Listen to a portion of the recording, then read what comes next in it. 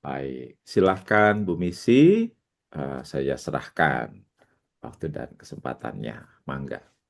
Baik, terima kasih Pak Pendeta Cliff. Selamat malam Bapak Ibu semua. Terima kasih sudah mengundang saya di acara sore hari ini. Terima kasih diberikan kesempatan untuk bersama-sama berdiskusi mengenai kesehatan mental. Bapak Ibu mungkin nanti kalau saya memaparkan dan kemudian ada beberapa hal yang uh, perlu didiskusikan lebih lanjut, saya sangat terbuka ya Bapak Ibu ya, silahkan berdiskusi selanjut karena psikologi ini baru bermanfaat gitu ya kalau kita sudah aplikasikan pada diri kita secara pribadi masing-masing gitu. Bapak Ibu mungkin izin saya share screen dulu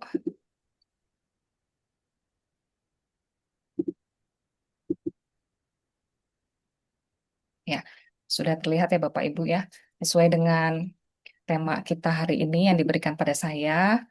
eh, Kita bicara tentang boleh lelah, nggak boleh menyerah. Saya mengambil tema yang umum, berharap bahwa dengan umum ini nanti kita bisa aplikasikan dalam diskusi kita untuk mungkin di pelayanan ataupun di kehidupan kita sehari-hari.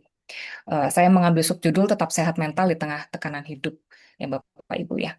Nah, mungkin saya ingin Bapak Ibu nanti merespon ya, boleh buka mic juga gitu ya, supaya kita lebih interaktif ketika berdiskusi. Eh, Saya berikan gambar ini pada Bapak Ibu. Kira-kira Bapak Ibu boleh jujur ya, siapa yang merasa seperti gambar berikut ya? Orangnya satu, tapi tangannya banyak gitu ya. Dan dalam setiap tangan itu ada hal-hal yang harus dikerjakan dan dipegang dan diselesaikan gitu ya. Ada orang tua mungkin yang tinggal bersama kita gitu ya, yang perlu perhatian kita juga. Ada anak-anak ya. Kemudian pekerjaan kita tentu ya. Mungkin dari Bapak Ibu ada yang sedang sekolah gitu ya, ada yang pelayanan pasti ya semuanya. Rapat-rapat yang harus dihadapi ya, belum kesehatan kita sendiri mungkin begitu ya. Pasangan, tetangga tadi kalau Pak Cliff bilang, relasi sosial kita baik di eh, sekitar pekerjaan, rumah maupun di gereja ya. Kalau Bapak Ibu lihat itu judul di bawah adalah Multiverse of Madness ya. Jadi sumber kegilaan gitu ya, sumber kegilaan dari kehidupan kita sehari-hari. Bapak Ibu ada yang merasa seperti ini? Seperti punya tangan banyak begitu ya? Perlu menyelesaikan semuanya dalam satu waktu. Atau mungkin mau ditambahin, kurang banyak Bu Misi, ini harusnya lebih banyak lagi gitu ya. Saya masih ada yang kelewat gitu. Nah, Cukup banyak. cukup banyak, sudah banyak. Jadi Iya. dokter kadang-kadang Bu Mis. Oh, jadi dokter ya, merawat ya. Merawat anak kalau Perawat. sakit ya. Betul ya. Kadang-kadang nanti jadi satpam juga ya. Harus jagain. Harus jadi supir antar jemput juga mungkin ya. Nah, jadi banyak sekali Bapak Ibu ya. Nah, jadi dalam kehidupan kita kayaknya nggak hanya satu peran ya yang kita jalani. Bahkan mungkin di usia sekarang ini masalah itu bukan berkurang, justru bertambah banyak dan datangnya mungkin bersamaan gitu ya. Kondisi perekonomian harus jalan terus ya dengan kondisi sekarang ya. Perangnya di mana gitu ya, efeknya sampai ke kita gitu ya. Anak-anak mungkin kalau yang punya anaknya mulai besar, justru mereka mulai punya keputusan sendiri ya, sehingga kadang-kadang kita udah nggak bisa eh, mengontrol mereka ya. Mereka udah seperti semau-maunya gitu. Atau mungkin malah hubungan suami istri mulai berubah ya dengan segala kehektikan ini gitu ya. Mungkin malah mulai ada perubahan. Ditambah tadi tanggung jawab secara sosial maupun dalam pelayanan. Saya yakin dalam pelayanan mungkin banyak juga tekanan kita ya. Peran kita mungkin dalam pelayanan, saya nggak tahu kalau di Cimahi itu satu orang bisa masuk ke beberapa komisi ya. Belum jadi panitia dan sebagainya ya. Jadi perannya juga terlalu banyak gitu di pelayanan. Belum nanti antar komisi atau antar pelayanan itu sendiri ada relasi yang berkonflik ya. Kalau misalnya jadi penatua, ekspektasinya harus sempurna ya, apalagi Pak Pendeta ya, mungkin harus sempurna, harus jadi model ya, nggak boleh salah gitu. Jadi kadang-kadang mungkin yang muncul adalah sibuk banget ya, waktunya menjadi tidak seimbang antara pelayanan dengan rumah gitu. Terus lama-lama jadi berpikir ya, ini saya sebetulnya ngapain sih sibuk banget gitu ya. Nah, dari semua peran ini mungkin mungkin ya, pernah nggak Bapak Ibu merasa bahwa kayaknya lelah banget gitu ya. Tapi lelahnya tuh nggak hanya di badan ya, nggak hanya capek, nggak hanya badan, tapi mulai masuk ke pikiran, hati, ya, dan mungkin juga iman gitu ya. Jadi mulai fisik, emosi, dan spiritual. Ya, sebetulnya bukan masalah banyak aja gitu ya, tapi masalahnya tekanan itu datangnya dari banyak arah dan berlangsung lama. Jadi bukan sekedar banyak ya Bapak Ibu, tapi kita seperti dibombardir ya dari banyak arah dan berlangsung lama. Mungkin awal-awal kita masih kayak kuat begitu ya, tapi lama-lama kita kayak habis energi ya. Habis energi karena terlalu banyak yang kita hadapi. Nah, hal-hal itu sebenarnya membuat kita cepat lelah, baik secara mental tadi ya, fisik, emosional, spiritual, dan mungkin ini yang biasanya kalau di psikologi itu disebutnya stres kronis ya. Kalau kronis tuh eh, pelan-pelan ya, lama-lama menumpuk begitu ya. Jadi bukan yang jeder gitu ya, menjadi masalah, tapi dia sedikit, sedikit, sedikit lama-lama menjadi bukit begitu ya. Makanya disebutnya stres kronis. Ya, karena dia sedikit demi sedikit, kadang-kadang tuh kita nggak ngerasa gitu. Ya, kerasanya nanti begitu sudah terakumulasi. Ya, oleh karena itu kita self check dulu ya Bapak Ibu ya. Kita sudah sampai belum ya mengalami stres kronis atau sebetulnya masih baru stres aja gitu ya, belum sampai ke stres kronis. Kita akan self check, Bapak Ibu boleh jujur melihat kondisi diri, jangan dilebih-lebihkan ya, jangan juga dikurang-kurangkan ya. Eh, Dilihat saja ya. Dari semua gejala yang saya akan tulis ini gitu ya. eh, Kira-kira gejala mana yang sering muncul? Ya, pertama fisik. Kalau fisik, biasanya tuh kita merasa mudah lelah ya. Walaupun kita kayaknya seharian di rumah aja nggak ngapa-ngapain, tapi kita kok kayaknya capek gitu ya. Padahal kita nggak ada banyak aktivitas. Kemudian tidur kita nggak nyenyak. Jadi Bapak Ibu kalau tidurnya itu mimpi, itu justru nggak nyenyak ya Bapak Ibu ya. Tidurnya nyenyak itu tanpa mimpi ya. Kalau Bapak Ibu masih mimpi, itu berarti tidurnya tidak nyenyak. Atau bangun-bangun tuh rasanya nggak seger ya, capek gitu. Jadi tidak sakit tapi tidak fresh gitu ya, tidak fit. Nah, itu bangunnya capek. Atau sering sakit kepala, tegang di leher atau bahu ya, atau badannya tadi ya terasa berat, tidak segar ya. Jadi nggak sakit tapi nggak segar aja gitu ya. Nah, itu gejala fisik ya. Bapak Ibu mungkin bisa refleksi ya, mulai terasa nggak nih? Gitu ya. Atau di emosi. Sekarang jadi lebih mudah marah atau tersinggung ya. Kesal gitu bahkan untuk hal-hal yang kecil aja gitu. Kalau dulu tidak cukup marah sekarang jadi marah gitu ya, jadi kesel gitu. Kemudian perasaan atau hati terasa penuh atau sumpek ya, dan lebih sering merasa cemas atau khawatir ya. Jadi kayaknya tuh emosinya tuh mudah tersulut gitu ya, kalau pakai istilah bercandaan tuh senggol bacok gitu ya, baru kesenggol aja udah pengen ngebacok gitu ya. Jadi emosinya sangat sensitif gitu ya. Atau justru di pikiran, Bapak Ibu bisa mengecek ya, apakah saya sekarang jadi sulit fokus, konsentrasi gitu ya, dikit-dikit lupa, atau kadang-kadang kosong gitu, diajak ngobrol tiba-tiba, tadi ngomong apa ya gitu ya, jadi kosong ya. Atau justru lebih sering berpikir negatif dan sulit membuat keputusan. Jadi lebih banyak galaunya gitu ya, daripada bisa mengambil keputusan yang decisif begitu ya. Jadi secara pikiran ini ada penurunan eh, kemampuan. Nah, biasanya udah kalau fisik, emosi, pikiran itu bermasalah, biasanya akan lebih terlihat pada saat berelasi. Ya, pada saat berelasi, kita akan lebih mudah konflik ya. Nggak dengan pasangan aja, tapi juga dengan orang lain ya. Kenapa? Karena tadi kan secara emosi kita menjadi lebih sensitif, badannya terasa nggak enak, pikirannya juga selalu negatif, begitu ya, sehingga akan mudah berkonflik dengan orang lain ya, terutama dengan pasangan. Kenapa saya tulis pasangan? Karena biasanya orang terdekat itu adalah orang yang paling sering ribut sama kita, gitu ya, karena kita merasa harusnya dia ngerti gitu ya, tapi kok nggak ngerti gitu ya. Jadi makanya kenapa jadi sering lebih ribut ya.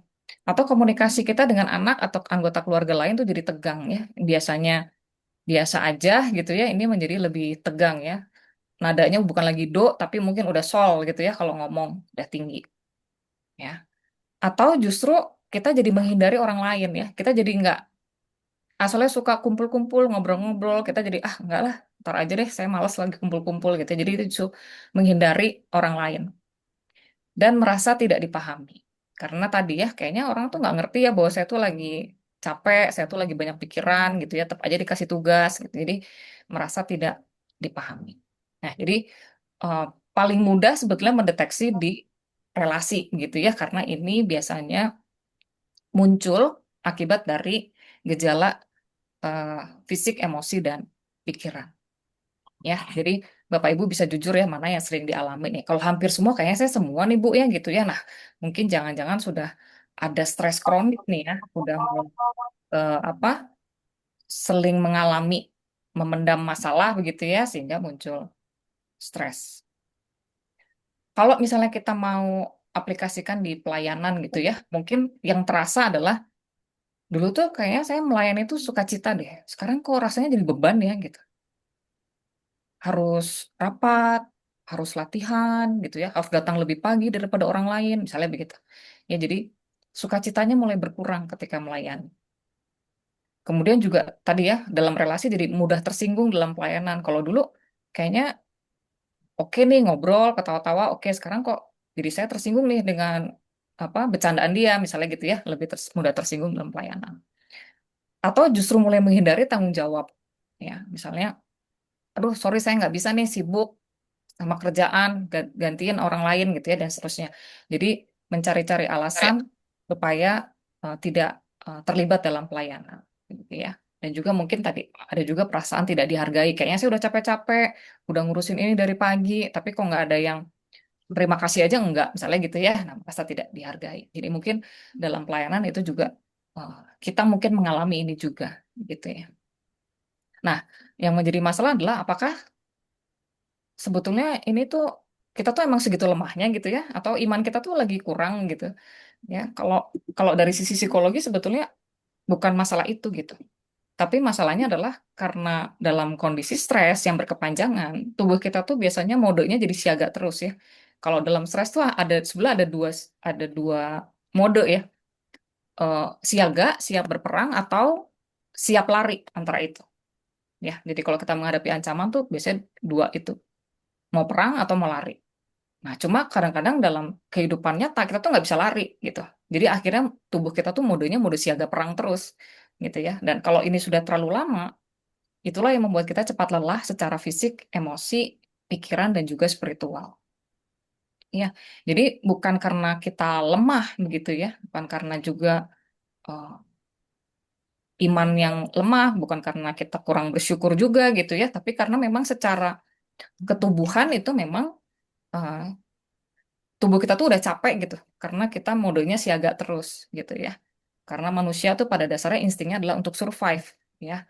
Jadi kita akan selalu modenya siaga. Nah, oleh karena itu pertanyaan yang mendasar adalah apakah stres itu harus kita hilangkan atau dikelola gitu ya. Kalau tadi ini mengganggu dalam relasi gitu ya, maka kan sebetulnya idealnya kalau bisa mah jangan stres gitu ya. Kalau bisa jangan stres ya. Cuma masalahnya kita tuh nggak mungkin menghilangkan stres ya. Kalau Bapak Ibu dengar anekdot ya, hidup itu banyak ujian ya. Karena kalau banyak cucian itu laundry gitu ya.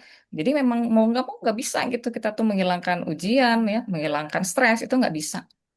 Karena sebetulnya stres itu memiliki dampak positif ya. Kita tuh mau lebih waspada dan berhati-hati. Bapak Ibu kalau nggak stres, kalau nggak khawatir, kalau nggak cemas, Bapak Ibu tidak akan melakukan antisipasi apapun gitu ya. Maka tadi saya bilang mode kita tuh jadinya siaga gitu. Tapi begitu stres itu berlebihan, jangan-jangan mode kita ganti jadi siap lari gitu. Nah, pada derajat tertentu stres itu membuat kita menjadi bersiaga. Kita menjadi lebih waspada, lebih hati-hati, memiliki antisipasi, membuat alternatif penyelesaian masalah gitu ya. Oleh karena itu stres itu nggak bisa kita hilangkan. Karena kalau kita hilangkan kita jadi teledor ya, jadi sembrono gitu. Jadi stres hanya bisa kita kelola supaya dampak dia tidak merusak mental kita gitu ya supaya tadi ya kita nggak lari dari masalah tapi kita tetap bisa jalan terus ya jadi Nggak bisa stres itu dihilangkan ya. Yang bisa kita lakukan adalah kita kelola, ya. Tapi pertanyaan terbesarnya kan itu ya, apa mungkin ya kita tuh tetap sehat mental di tengah badai gitu ya? Kalau saya banyak masalah, saya emang bisa ya tetap sehat mental? Kan pertanyaannya itu. Bukankah tadi ya kita tuh lelah, capek gitu ya, jadi ya boro-boro lah sehat mental, ya. Bisa ngelewatin hari ini aja udah bagus misalnya ini gitu. Ya, nggak usah muluk-muluk sehat mental.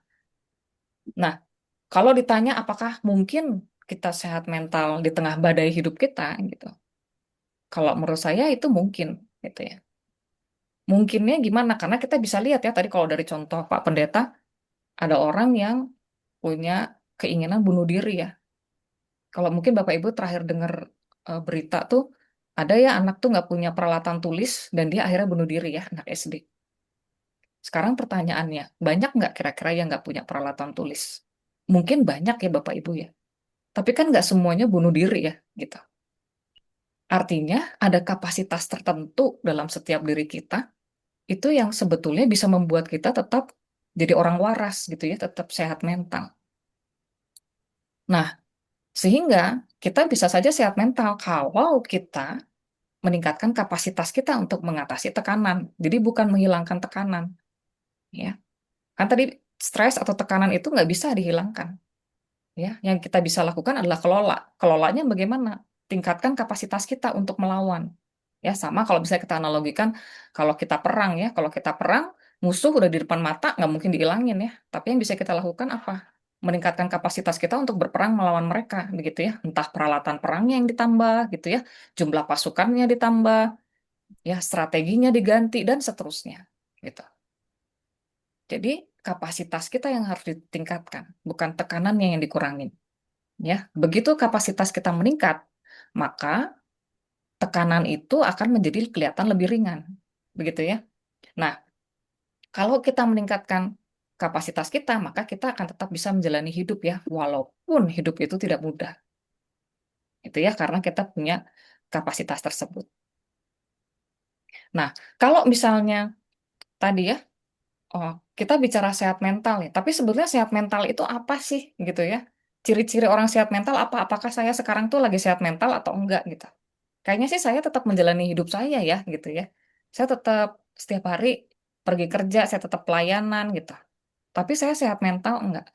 Nah, sehat mental sendiri, kalau misalnya kita mau lihat ciri-cirinya, itu kalau saya mau rangkum mungkin kurang lebih ada 3 hal ya. Pertama adalah orangnya tuh punya sikap yang positif. Sikap positif itu tidak hanya ke orang lain, tapi yang terpenting adalah pada diri sendiri, ya. Dan mengakui memiliki kelemahan. Nah, ini kalau menurut saya hal yang agak sulit ya. Kadang-kadang tuh ada 2 ekstrim tuh kita ya. Nggak mengakui memiliki kelemahan, kita orang hebat gitu ya. Atau justru ekstrim lainnya adalah kita selalu merasa kita itu lemah begitu, ya. Jadi sikap positif yang satu itu sangat optimisme, over optimisme, ya, sehingga menjadi tidak waspada. Tapi sikap yang lain menjadi sikap negatif ya. Eh, saya itu lemah lah, saya mah nggak bisa apa-apa, dan saya mah apa atuh gitu ya. Jadi sikapnya menjadi tidak positif. Nah, orang yang sehat mental itu biasanya punya sikap positif. Dia sadar bahwa saya punya kelebihan tapi juga punya kelemahan gitu. Ketika dia punya sikap positif, maka kita bisa lihat relasinya juga akan positif. Ya, orang yang sehat mental itu biasanya punya relasi yang positif. Dia punya kemampuan untuk membangun hubungan yang hangat, penuh rasa percaya dan juga empati. Gitu. Jadi orang ini karena tadi ya, dia mengakui bahwa dia punya kelemahan, dia punya kelebihan, maka ketika membangun hubungan, dia juga menjadi hangat dan empati karena dia tahu semua orang itu punya kelemahan dan kelebihan gitu. Dia tahu bahwa eh, kita tuh sebenarnya sama aja, ya. Semua orang tuh pasti punya kelebihan tapi juga punya kekurangan, maka dia akan mentoleransi kelemahan orang lain. Sehingga relasi dia akan positif, dia akan punya sudut pandang positif ya pada orang lain. Nah, yang paling penting adalah dia juga biasanya punya tujuan hidup, ya. Kadang-kadang kita tuh menjadi nggak sehat mental karena kita sendiri kita tuh nggak tahu kita tuh mau ngapain gitu. Tujuan hidup tuh sama seperti kita tahu kita mau pergi kemana. Bapak Ibu kalau keluar dari rumah terus nggak tahu mau pergi kemana, pasti Bapak Ibu akan hilang arah ya. Ini saya mau kemana sih gitu ya. Bapak Ibu bisa jadi diem aja di rumah, nggak jalan kemana-mana, ya. Tapi bisa pergi dari rumah, tapi nggak jelas kemana ya, muter-muter ya, jangan-jangan kesesat gitu.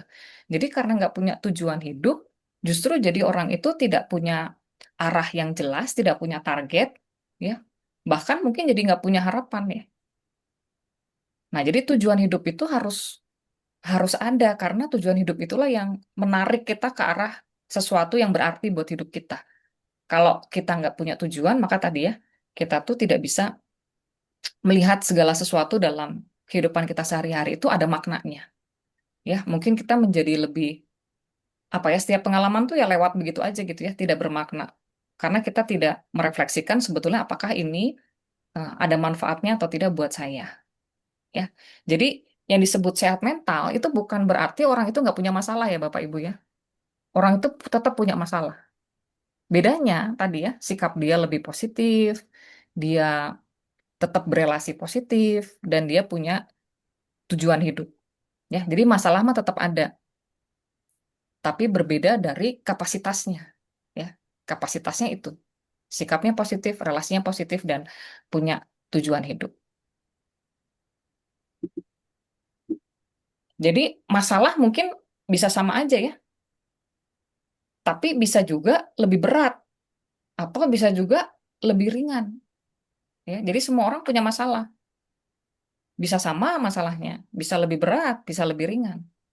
Nah, yang membedakan apa supaya orang sehat mental? Bukan berarti, oh ini mah yang sehat mental pasti kalau apa masalahnya ringan, pasti sehat mental deh. Tapi kalau masalahnya berat, oh udah pasti dia sakit mental gitu. Enggak ya Bapak Ibu, bukan masalah berat, enggaknya masalah.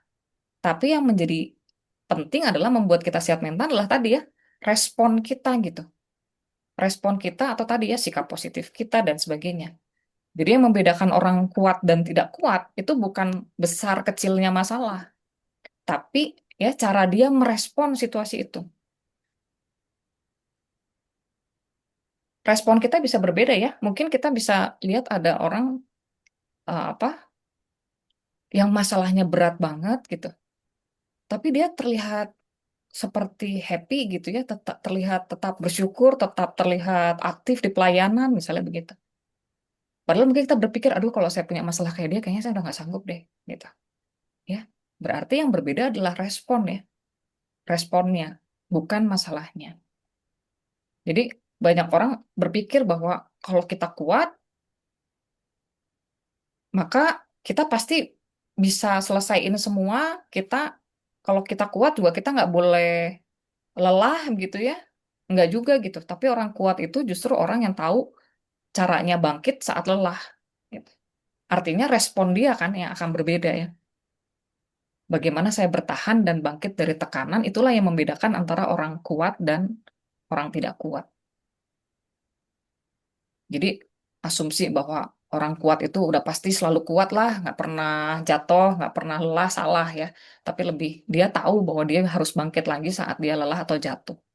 Ya, jadi respon itu yang menentukan bagaimana kita berbeda ya antara orang yang kuat dan yang tidak kuat. Nah, biasanya orang-orang yang tahan banting ini, tadi orang-orang yang kuat ini, biasanya punya tiga pola utama dalam perilaku dia begitu ya. Perilaku pertama biasanya dia penuh komitmen. Komitmennya tentang apa? Komitmen untuk tetap menjalani hidup, komitmen untuk rencana dan tujuan yang sudah dia tetapkan, dan dia tetap terlibat dalam kehidupan. Dia punya komitmen. Tadi kalau saya bilang kan orang sehat mental tuh harus punya tujuan ya, tujuan dan arah. Nah, dia tuh orangnya komitmen dengan tujuan dan arah hidupnya. Ya. Ada suatu kasus ya, ada bapak-bapak ini usianya sudah 50 tahun lah. Usahanya sebetulnya bagus gitu, tapi pada suatu saat usahanya jatuh begitu.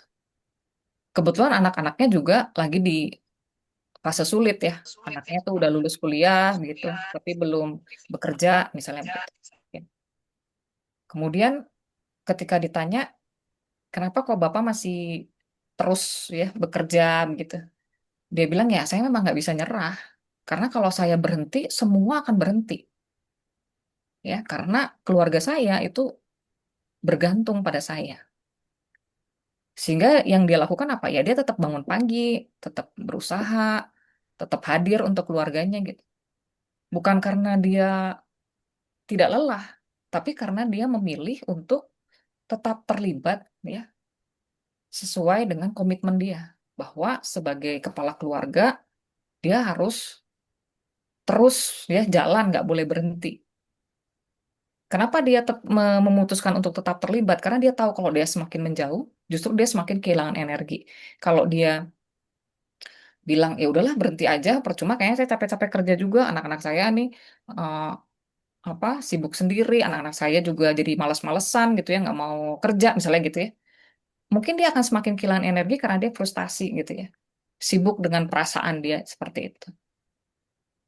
Jadi kalau tadi eh, apa judul pertama kita mengatakan bahwa tidak boleh menyerah. Ini salah satu cara tidak boleh menyerah ya, harus tetap komitmen. Jangan semakin menjauh dari tujuan hidup kita, dari komitmen kita gitu. Karena kalau kita semakin jauh, justru kita akan semakin kehilangan energi. Ya, walaupun ini sulit ya, gimana caranya nih Bu? Saya udah capek banget ya, harus banget nih saya apa terus jalan, nggak boleh nih istirahat. Ya, saya nggak bilang nggak boleh istirahat ya. Tapi nanti kita diskusi ya, apa arti istirahat gitu. Karena kalau menurut saya istirahat itu nggak sama dengan menjauh. Kalau menjauh itu ada proses kita menolak ya, menolak, menghindari, begitu. Tapi kalau istirahat itu tidak selalu isinya tentang menolak dan menghindari. Ya, jadi komitmen di sini lebih ke arah ya jangan menolak atau menghindar, terus tetap menjalani hidup sesuai dengan rencana. Nah, ini pola pertama ya. Orang itu punya komitmen. Pola yang kedua adalah biasanya tuh dia punya kontrol yang bagus. Dia punya kebijaksanaan untuk dapat melihat antara apa yang bisa saya kendalikan dan apa yang harus saya lepaskan. Ya, kadang-kadang Bapak Ibu tadi ya kalau dari gambar pertama tadi tangannya banyak ya, semua kayaknya harus saya selesaiin. Ya, mungkin ada suatu saat kita tuh harus merasa bahwa apa ya yang bisa saya kendalikan dan yang tidak gitu ya, supaya semua tanggung jawab itu selesai. Ya. Ada seorang ibu pernah ngobrol sama saya ya, loh gimana ya kayaknya tuh saya udah lakukan semuanya buat anak saya gitu. Apa yang dia minta saya kasih, ya kayaknya saya cukup lah jadi seorang ibu yang memperhatikan begitu ya. Tapi kok dia nggak mau dengerin saya ya gitu. Kalau saya ngomong apa tuh nggak dikerjain sama dia gitu. Kayaknya kalimat ini wajar ya Bapak Ibu ya. Pasti seorang orang tua ya, ibu, bapak itu kalau merasa sudah melakukan semua buat anak-anaknya, terus anaknya nggak nurut, itu pasti akan ngomong hal yang sama ya. Kenapa sih dia nggak mau dengerin saya? Kayak saya kurang apa sih sebagai orang tua gitu ya. Tapi Bapak Ibu bisa refleksi ya. Jangan-jangan ini ada pola pikir atau asumsi yang kita simpan gitu. Bahwa kita tuh ingin mengontrol keseluruhan hidup anak kita gitu. Jangan lupa anak kita itu juga individu yang punya pikiran sendiri ya, yang mungkin berbeda sama kita. Apalagi kalau dia sudah semakin dewasa ya. Sehingga sebetulnya kita udah nggak bisa tuh kontrol 100% gitu anak kita. Karena dia adalah pribadi yang punya pikiran sendiri dan pribadi yang bebas gitu. Jadi yang kita bisa lakukan apa?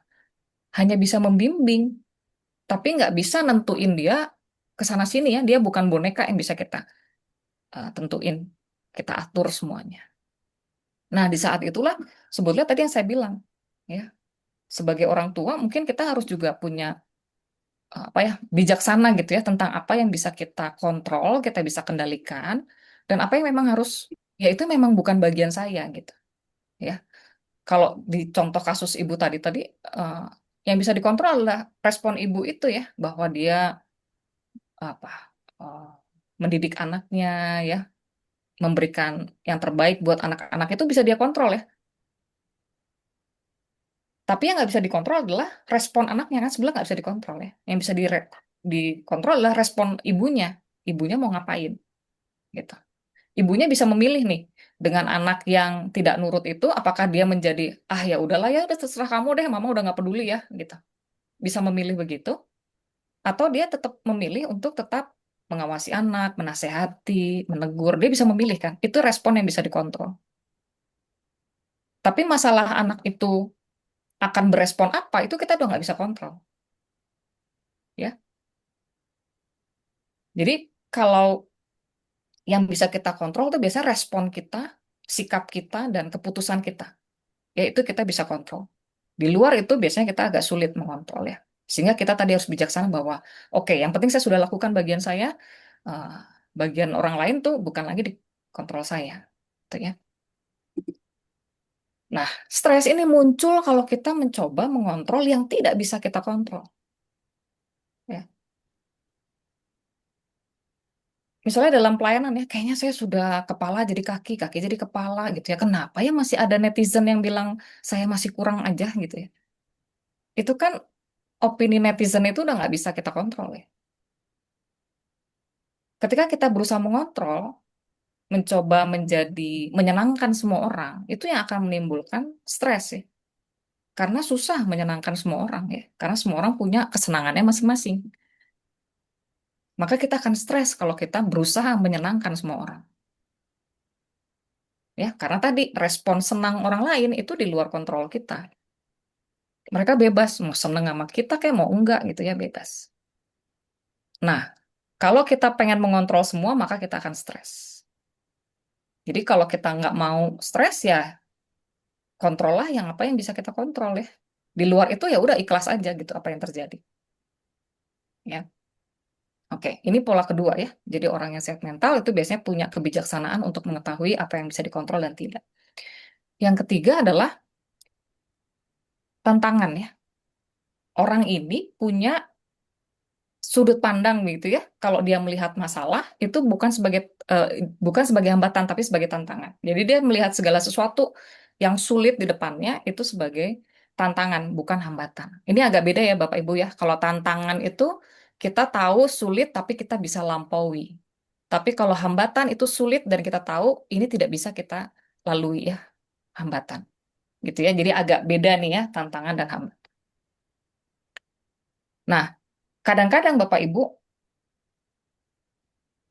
hidup kita tuh jadi stres bukan karena masalahnya tadi ya, bukan karena masalahnya yang berat ya, tapi cara kita memikul atau membawa masalah kita itu yang membuat kita jadi berat. Ya, mungkin analogi mungkin Bapak Ibu sudah sering dengar ya, ada analogi mengatakan cerita ya mengatakan bahwa ada bapak-bapak gitu ya membawa pikulan ya, pikulannya berat gitu ya, bapaknya udah tua. Terus ada orang bawa mobil pick up, terus dia kasihan, dia bilang, Pak, naik aja ke mobil saya juga mau ke pasar kok, gitu ya. Tujuannya apa? Supaya bapak itu lebih ringan. Tapi begitu sampai di lokasi, si supir ini melihat bahwa bapak itu di atas mobil pick up masih aja mikul, gitu ya. Nggak ditaruh pikulannya, gitu. Ya, makanya tadi saya bilang, saya mau analogikan bahwa masalah kita sebetulnya mungkin jangan-jangan nggak berat, tapi cara kita memikul dan membawa masalah kita lah yang membuat jadi berat, gitu. Sama seperti kalau misalnya tuh saya beli galon ya Bapak Ibu. Kalau saya disuruh ngangkut atau manggul galon, saya pasti nggak sanggup. Tapi yang bisa saya lakukan apa? Saya gulingin, saya dorong gitu. Ya, itu baru bisa sampai tuh galonnya ke tempatnya gitu. Kalau ditanya beratnya masih sama nggak? Masih. Tapi cara saya, strategi saya ganti supaya galon itu sampai ke tujuan begitu. Nah, itu juga sama seperti saya bilang ya. Kalau kita melihat masalah kita itu sebagai hambatan, biasanya menjadi lebih sulit daripada kita melihat dia sebagai tantangan. Karena tadi ya, kalau tantangan kita tuh masih melihat celah bahwa dia masih bisa kita lampaui.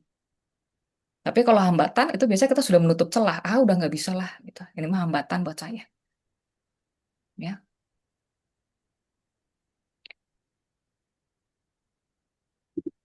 Jadi eh, sudut pandang itu akan menentukan respon kita apa. Ya. Kalau kita melihat tadi tantangan bahwa dia masih ada celah untuk kita lampaui, maka respon kita akan berusaha melampaui. Tapi kalau kita menganggap dia sebagai hambatan, gak ada celah nih ya, udah tertutup semua buat saya. ya respon kita ya diem aja, mau udah tertutup kok gitu ya, mau kemana, nggak ada celah gitu ya. Jadi sudut pandang akan menentukan respon kita. Nah, orang yang sehat mental ini biasanya tadi ya, sudut pandangnya adalah kesulitan di depan mata itu dianggap sebagai tantangan. Ya, dia tahu bahwa saya pasti bisa lewati, ini juga akan berlalu, gitu ya. Tidak akan selamanya, ini juga akan berlalu. Biasanya dia akan punya pandangan seperti itu. Nah, kalau kita mau bicara dalam pelayanan, bisa juga tadi ya, kesehatan mental ini bukan karena tadi yang saya bilang, tapi ini dikoreksi ya, nanti mungkin oleh Pak Pendeta ya, kan saya awam ya untuk ini ya. Tapi saya memiliki pemahaman bahwa eh, sehat mental dalam pelayanan itu bukan apa ya sekedar iman kita harus kuat banget gitu. Tapi kadang-kadang kita menjadi eh, capek gitu ya, menjadi lelah, menjadi tidak happy tadi saat melayani karena bukan karena imannya berkurang, tapi karena memang kita tadi tidak memiliki batas kontrol begitu. Ya, semua hal dalam pelayanan ingin kita kerjakan, semua ingin menyenangkan semua orang, semua anggota jemaat begitu ya. Padahal tadi respon orang itu nggak bisa kita atur begitu. Jadi kita sendiri tidak memberikan batasan tentang apa yang bisa kita kontrol dan enggak gitu. Sehingga ekspektasi kita kadang-kadang menjadi tidak realistis. Ya, pengen selalu tampil bagus gitu ya. Misalnya tadi saya bilang mungkin kalau penatua dan sebagainya tuh oh harus jadi model ya, harus oke, terus jadi merasa nggak boleh salah sama sekali begitu. Ya, padahal itu mungkin nyaris tidak mungkin ya, tidak boleh salah sama sekali itu nyaris tidak mungkin gitu. Sehingga ekspektasi kita tuh menjadi tidak realistis lagi. Begitu ekspektasi kita tidak realistis, ya pasti kita akan lebih stres ya, lebih nggak sehat mental. Atau kita udah mulai kehilangan makna ya, sibuk semua pelayanan, ya ini itu semua dikerjain ya, seksi sibuk, tapi nggak ada maknanya lagi gitu. Sebetulnya kita mengerjakan pelayanan ini buat apa? Ya, jadi sudut pandang kita akhirnya bahwa saya tuh harus melayani semua orang, misalnya begitu ya, justru menenggelamkan kita pada kehilangan makna dari pelayanan itu sendiri gitu. Nah, menurut saya hal itu yang membuat bisa juga jadi tidak sehat mental di pelayanan. Sehingga mungkin pertanyaannya, jadi tadi kan saya bilang ya, bukan masalah besar kecilnya masalah, tapi bagaimana kita tuh punya kapasitas untuk mengatasi masalah. Jadi supaya kita sehat mental, maka kita harus meningkatkan kapasitasnya supaya kita jadi tahan banting nih orangnya. Nah, beberapa teknik praktis gitu kalau menurut saya, kalau tadi kan saya sudah bilang ciri-ciri orang sehat mental, maka kita harus melakukan itu supaya kita jadi sehat mental ya, supaya kita dapat ciri-ciri itu. Maka yang pertama adalah kenali dulu perasaan atau kondisi Anda. Kenapa sih perlu dikenali? Ya, Bapak Ibu tidak mungkin mengelola stres kalau belum kenal saya itu apa yang dialami kita. Ya, kita baru bisa mengelola kalau kita udah kenal. Kalau kita masih belum tahu ini saya merasa apa sih sebetulnya nggak bisa dikelola. Jadi harus kenali dulu. Saya tuh lagi marah, saya tuh lagi lelah, saya tuh udah sampai muak atau apa gitu ya. Jadi namakan dulu. Ya, ini sebetulnya teknik teknik buat anak kecil nih ya. Kalau Bapak Ibu dulu ingat anak kecil tuh ya tiba-tiba marah-marah tantrum, biasanya tuh kita kamu kenapa sih marah ya? Itu kita lagi namain perasaan anak tuh, ya. Nah, ini juga sama nih. Kadang-kadang tuh saking kita stresnya ya, itu kita udah lupa perasaan kita ini sebenarnya kita kenapa sih gitu. Marah, kecewa, kesel gitu ya. Kadang-kadang tuh kita hanya sebetulnya lebih ke arah lelah secara fisik gitu. Cuma kita menamakan ini menjadi kesal, bisa juga begitu. Jadi keliru gitu ya. Nah, begitu kita keliru menamakan, kita meregulasinya atau mengelolanya juga menjadi keliru. Jadi kenali dulu perasaan atau kondisi kita, ya, karena ini membantu kita sebagai langkah awal kita mau ngapain. Setelah itu, setelah kita tahu perasaan kita apa, maka kenali mana yang bisa dikontrol dan tidak ya. Karena tadi kan ciri orang sehat mental adalah dia punya kebijaksanaan untuk tahu kapan mengontrol, kapan melepaskan. Ya, tadi saya sudah bilang bahwa yang kita bisa kendalikan adalah respon kita gitu. Sementara kejadian atau respon orang lain itu di luar kendali kita. Jadi kenali, kalau saya sedang marah, maka saya marahnya kenapa nih? Ya, oh saya marah soalnya tersinggung karena dia bilang saya waktu baca Warta Jemaat salah melulu ngomongnya gitu. Ya, misalnya begitu. Nah, sekali lagi kita harus melihat nih, saya waktu persiapan saya merasa sudah persiapan belum? Sudah, tapi kayaknya saya grogi nih. Jadi saya banyak salah. Tapi saya sudah persiapan. Saya tidak memandang remeh tugas tersebut. Artinya kita sudah memiliki kontrol bahwa kita sudah melakukan tugas kita gitu ya. Persiapan itu sudah kita kerjakan. Masalah ternyata di realita itu ada kesalahan, ya, dan ada orang kritik gitu. Itu udah di luar kontrol kita, gitu. Dan apakah kita melihat itu sebagai hambatan atau sebagai tantangan? Oke, kalau begitu, kalau kemarin saya latihannya mungkin baru 15 menit, kayaknya nanti saya harus 30 menit ya, coba baca Warta Jemaat di depan cermin gitu ya. Itu berarti kita akan menganggap sebagai tantangan ya, karena kita tahu kita bisa melewati itu. Nah, jadi kita mengenali gitu mana yang bisa kita kontrol, mana yang enggak. Ya, kadang nggak usah kita salah ya Bapak Ibu, kadang-kadang kita udah bener aja masih ada yang kritik begitu. Karena memang tidak bisa dikontrol ya respon orang itu. Nah, kalau kita sudah kenali perasaan kita sudah coba kontrol, tapi kayaknya masih berat ya Bu Misi ini ya. Maka cari dan manfaatkan sumber daya. Ya, jadi kita tuh sebagai makhluk sosial, Bapak Ibu, memang tidak ditakdirkan sendiri.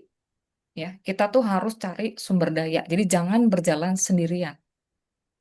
Kenali sumber daya di sekitar kita dan manfaatkan. Nah, yang penting itu ya, manfaatkan. Kadang-kadang kita cuma kenal aja, oh saya punya teman, oh saya punya pendeta, oh saya punya ini, tapi nggak pernah dimanfaatkan untuk membantu kita meningkatkan kapasitas tersebut.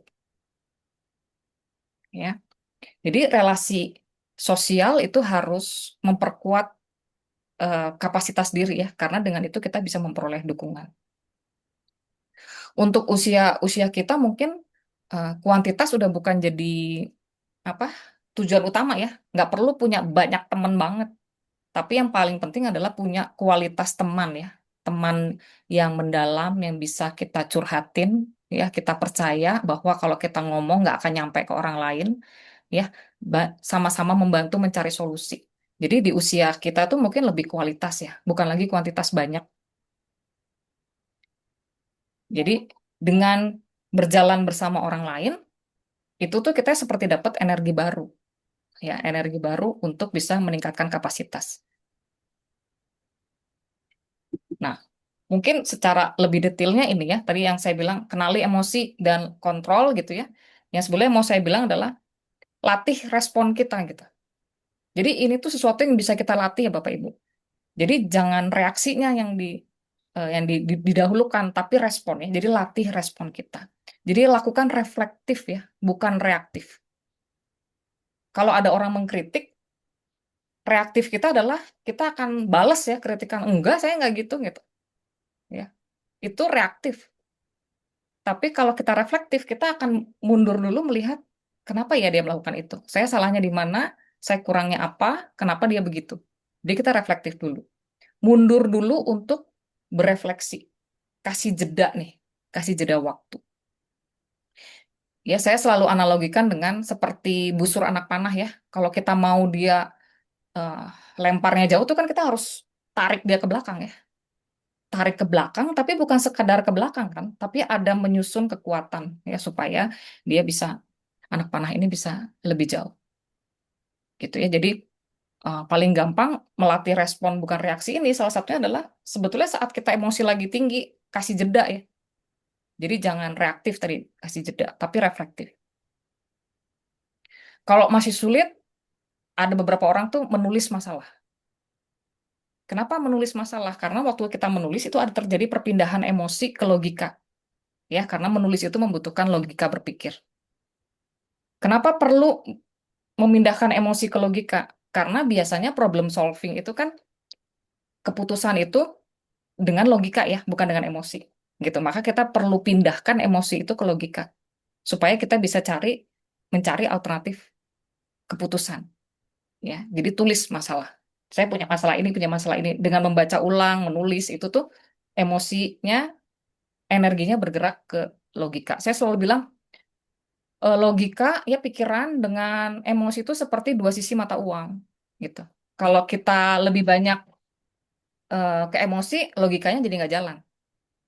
Kalau terlalu banyak logika, emosi nggak jalan jadinya dingin, begitu ya. Makanya harus di tengah-tengah. Kalau kita lagi punya masalah, maka kalau kita mau cari problem solving, maka harus lebih ke logika, gitu ya. Kemudian bisa buat langkah kecil atau konkret ya. Nggak usah jauh-jauh targetnya gitu ya. Bulan depan, tahun depan nggak usah. Saat ini aja kita mau ngapain. Hari ini saya mau ngapain, gitu ya. Kenapa perlu deket aja, langkahnya kecil, konkret aja. Kenapa? Supaya jadi realistis. Karena tadi ya salah satu bentuk stres itu muncul ketika kita tidak realistis kan, gitu ya. Jadi kita harus kenali supaya dia menjadi realistis. Langkah kecil ini juga membuat kita jadi bisa lebih mengontrol tadi ya. Kan tadi kita harus bisa mengontrol bijaksana mana yang kita kontrol, mana yang kita lepaskan. Nah, langkah kecil ini juga membuat kita lebih terkontrol, ya. Kita jadi nggak frustasi gitu pada tujuan. Kalau tadi tujuannya terlalu jauh, kita bisa jadi frustasi. Kita merasa nggak jalan-jalan gitu. Tapi kalau langkahnya kecil, kita bisa terasa gitu. Oh, saya hari ini target saya tercapai nih. Ada rasa senang karena target tercapai, walaupun hanya untuk hari ini, gitu ya. Jadi kita nggak frustasi. Ya. Dan yang paling penting tadi ya, mengarah pada tujuan. Jadi eh, fokus pada rencana atau tujuan. Respon kita itu kalau kita orangnya fokus pada tujuan, kita akan berespon sesuai dengan tujuan tersebut. Karena akan lebih terarah, ya. Kalau misalnya tujuan kita adalah, misalnya ya, salah satu tujuan hidup kita adalah kita tuh mau hidup harmoni lah sama orang, misalnya gitu ya. Ketika tadi misalnya ada kritik orang lain ke kita gitu, karena kita fokus pada tujuan kita itu, mungkin kita jadi berpikirnya lain ya. Oh, mungkin kritik dia tuh maksudnya membangun ya. Cuma karena dia nggak biasa ngomong kritik itu dengan cara halus, jadi bentuk kritiknya kayak begitu gitu. Nah, itu karena kita fokus pada tujuan kita bahwa kita akan menjalin relasi yang baik dengan semua orang. Sehingga cara pandang kita juga akan berbeda pada kejadian tertentu. Ya, jadi eh, melatih respon ini salah satunya dengan cara seperti itu. Sementara tadi yang cari dan manfaatkan sumber daya ya, jangan sendirian tapi bangun relasi yang berkualitas. Ya, tadi yang saya bilang bahwa pada usia dewasa tuh nggak perlu banyak gitu. Tapi yang penting berkualitas. Ya, cari sumber dukungan sosial di sekitar kita. Bapak Ibu kadang-kadang ada orang tuh yang nggak tahu ya sumber dukungan sosialnya tuh apa gitu. Ya, jangan salah dia tuh nggak tahu dia harus minta tolong ke siapa. Itu ada ya. Tapi ada orang juga yang kelihatannya temannya banyak, tapi dia menyadari bahwa dia tuh nggak bisa lari ke mereka. Gitu ya. Tadi yang saya bilang kuantitas aja gitu, tapi nggak dalam. Ya. Ketika mau curhat dia bilang, tapi si ibu itu mah suka ngomongin orang lain ya, ntar saya kalau ngomong sama dia kebongkar juga gitu ya. Jadi sebetulnya yang terjalin itu hanya perifer aja gitu ya, apa hanya di permukaan gitu ya, tidak pernah dalam. Sehingga ketika ada masalah kita nggak bisa lari ke orang itu. Maka saya bilang fokus pada kualitasnya gitu, bukan kuantitas. Kalau misalnya kita nggak punya teman, apakah keluarga ya pasangan itu juga bisa. Nah, dukungan bisa macam-macam ya Bapak Ibu, bisa informasi. Kalau informasi itu tadi kan kita sedang membuat apa pengambilan keputusan. Mungkin dia bisa punya pengalaman yang sudah pernah begitu ya. Oh, kalau saya caranya gini, kita bisa ambil informasi itu. Ya, bisa juga emosi. Emosi tuh yang saya bilang kita bisa curhat aja gitu ya. Kadang-kadang tuh kita perlu tadi kan memindahkan emosi ke logika. Kalau kita nggak bisa nulis, mungkin curhat dulu. Begitu emosinya turun, maka logika kita baru jalan. Ya, jadi teman kita mungkin kita nggak butuh solusi dari dia, tapi kita butuh ngobrol aja gitu, butuh apa melampiaskan semuanya gitu ya. Atau kadang-kadang itu kita hanya perlu dibersamai gitu. Saya tahu saya tuh nggak sendirian, saya ada teman ya dengan jalan-jalan, ketawa-ketiwi gitu ya. Saya merasa saya tuh nggak sendirian gitu. Jadi perasaan sendiriannya menjadi hilang sehingga menjadi lebih nyaman ketika harus membuat keputusan ya. Mungkin tidak ada solusi yang dibicarakan gitu ya, tapi rasa kebersamaan itu membuat lebih enak gitu situasinya. Atau ada juga dukungan mungkin secara fisik ya. Ya bisa bisa bentuknya materi, bisa bentuknya apapun begitu ya, bisa juga secara fisik. Bisa diantar, bisa dijemput misalnya begitu ya bentuknya fisik. Jadi sumber daya kita jangan-jangan nih kita belum mengenali begitu ya bahwa kita sebenarnya punya sumber daya untuk membantu kita menyelesaikan masalah. Saya selalu bilang jangan sendirian ya, karena kalau sendirian itu menjadi berat ya memikulnya ya. Kalau ini kan eh, semakin banyak orang memikul maka akan semakin ringan gitu ya. Nah, ini beberapa yang kalau menurut saya bisa nanti kita diskusikan ya. Simpulan saya sih sebetulnya lelah itu wajar ya Bapak Ibu. Lelah itu wajar. Kalau tadi apa judulnya itu tidak boleh menyerah, kalau menurut saya juga eh, itu juga salah satu bentuk eh, apa kelelahan yang mungkin wajar sehingga kita pengen menyerah. Tapi masalahnya ada atau poin yang ingin saya sampaikan adalah kuat untuk menahan lelah itu bisa kita latih gitu. Ya, sehingga menyerah itu bukan lagi suatu pilihan, ya. Walaupun nanti kita bisa diskusikan ya, menyerah itu artinya apa gitu. Kalau misalnya menyerah sama nggak Bu dengan tidak boleh istirahat? Kalau menurut saya beda begitu ya. Karena istirahat itu tadi bisa recharge begitu ya. Tapi kalau menyerah itu tadi yang saya bilang udah apa menghindari ya menyangkal udah ke sana ya. Jadi walaupun kita lelah wajar kita boleh kok nangis ya, boleh juga istirahat. Tapi yang penting tadi tidak menyerah ya, tidak berhenti untuk berjalan. Jadi istirahat itu juga kalau menurut saya juga bukan bukan lawan dari konteks pelayanan ya. Kalau pelayanan kan mungkin kita berpikir ah kita harus selalu apa melayani semua orang gitu, nggak boleh istirahat ya. Tapi kadang-kadang kalau kita pakai apa sumber ayat yang Pak Cliff berikan pada saya, kalau menurut saya jangan-jangan itu memang desain dari Tuhan ya, bahwa kita tuh perlu istirahat gitu ya. Jadi istirahat itu bukan tidur, bukan menyerah gitu ya, tapi kita mungkin berhenti sejenak untuk apa ya, memulihkan relasi kita dengan Tuhan gitu ya. Kalau dari ayat itu kan sebetulnya kita tuh datang kepada Tuhan bukan saat kita kuat ya, justru saat kita tuh lagi lemah, lagi kita lelah ya. Jadi bukan kita nantilah Tuhan nanti saya datang kalau udah saya kuat saya akan datang padamu gitu. Enggak ya, tapi pada saat kita lelah kita datang kepada Dia karena Dia menjanjikan kelegaan. Bagi saya menjanjikan kelegaan itu bukan atau belum tentu ya masalah kita hilang bukan. Ya, tapi kelegaan gitu. Jangan-jangan kapasitas kita yang lagi ditingkatkan sehingga ada kelegaan. Ya, tapi masalahnya tetap ada. Tapi kita lega karena kita mungkin bisa selesaikan. Begitu. Masalahnya mungkin belum tentu hilang, tapi kita kapasitas kita meningkat. Jadi Bapak Ibu kalau hari ini Bapak Ibu merasa tadi ya lelah, capek, aduh kayaknya saya udahlah ya gitu ya. Saya mau resign aja dari komisi ini gitu ya. Jadi lelah itu manusiawi dan mungkin Bapak Ibu nggak sendirian ya, mungkin banyak gitu. Tapi kalau sekarang Bapak Ibu masih di sini, masih berusaha, masih bertahan, kalau menurut saya itu artinya sebetulnya eh, Bapak Ibu kuat ya, lebih kuat daripada yang diperkirakan gitu. Ya tinggal tadi kita bagaimana kita terus mengelola dan meningkatkan kapasitas kita supaya kita menjadi lebih kuat. Itu Bapak Ibu yang bisa saya bagikan. Saya pengen Bapak Ibu melihat video ini. Videonya video lucu, tapi saya ingin kita berdiskusi, kita kira-kira relate nggak ya dengan topik kita hari ini. Gitu ya Bapak Ibu. Halo, kumaha? Cek urang oge. Lamun kabeh di pikiran poe ayeuna, poe esukan rek pikiran naon? Anu we atuh. Da hirup mah harian, lain borongan. Halo. Bapak Ibu kedengeran nggak ya? Saya lupa menyetingnya untuk keluar suara. Terdengar, Bu Mis, terdengar. Terdengar ya? Ada suaranya. Oke. Benar. Oke. Oke. Ya, jadi Bapak Ibu, saya yakin pada ngerti bahasa Sunda ya. Gitu.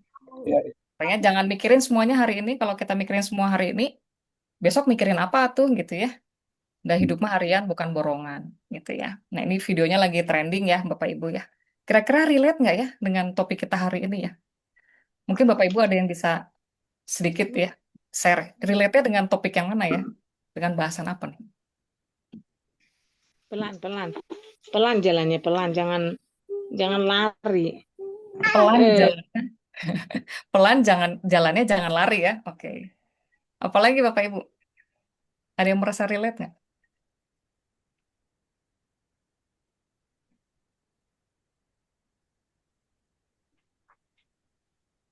Ini kayak ilustrasi yang awal ya, Bu Mis. Ya, gimana Pak? Jabatan peran kita banyak, Mm-mm. tapi kok nggak bisa diborong semua dalam satu waktu ya. Perlu ditata tadi, perlu diatur ya, Nah, dikontrol mana yang memang ya, bisa kita lakukan hari ini, jam ini, karena kan ya tadi ya, eh, bukan borongan tadi dibilang. Relate banget. iya, iya, oke. Ada lagi Bapak Ibu? Satu orang lagi mungkin? Ada yang relate nggak? Merasa relate?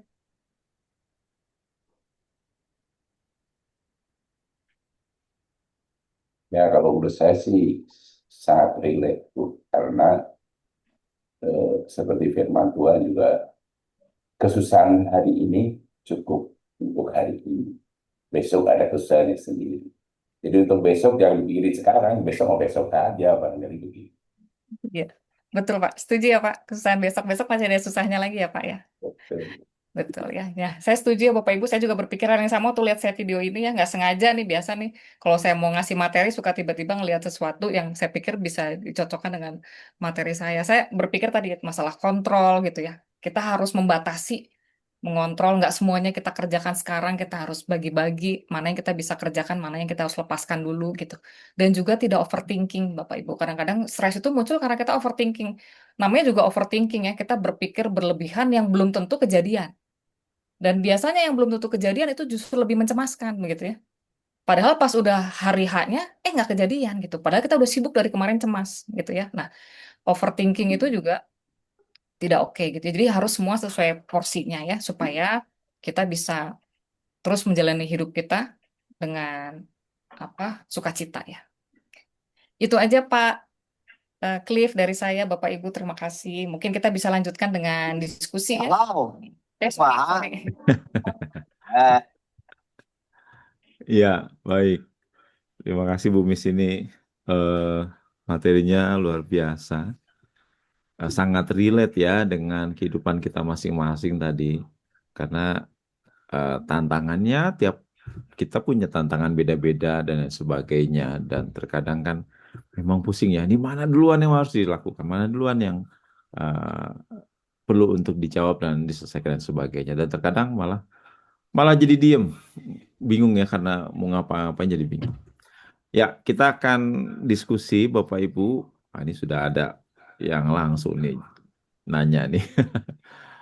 Kita bagi beberapa termin, tiga orang dulu. Nih Bu Ode sudah langsung menyumbang pertanyaan di chat room ya. Silakan Bapak Ibu kalau mau diketik juga boleh di chat room, atau kalau mau langsung disampaikan boleh angkat tangan supaya saya bisa lihat ya. Baik, ini pertanyaan dari Bu Ode. Yang pertama, ketika seorang pelayan terus menolong orang lain tetapi dirinya sendiri mengalami luka batin yang belum selesai, apakah pelayanan itu tetap sehat? Nah, mengapa? Jadi kalau punya luka batin, tapi dia terus berupaya menolong orang lain, nah sehat tidak ya?